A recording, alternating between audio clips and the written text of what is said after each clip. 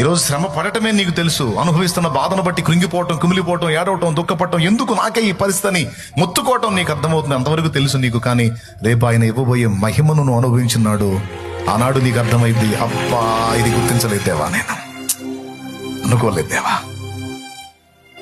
నన్ను క్షమించయ్యా అని దేవుని కాళ్ళు పట్టుకుంటాను. ఇంత పెద్ద ప్రణాళిక నా ఎడల కలిగి ఉన్నావని అస్సలు అనుకోలేదు దేవా, నేను ఏ పాటి వాడిని, ఏ పాటి దాన్ని, కానీ తులువకింత విలువను నువ్వు సిద్ధపరిచావని నాకు తెలియదయ్యా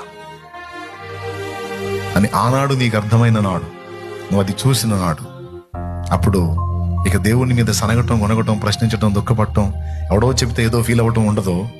ఆయన 2 పాదాలు పట్టుకొని ఏడుస్తావు, కృతజ్ఞతాస్తుతులు చెల్లిస్తావు. ఎందుకంటే ఫైనల్గా చెప్తున్నా, ఆయన మీ నాయన, నిన్నెంతో ప్రేమించే నాన్న.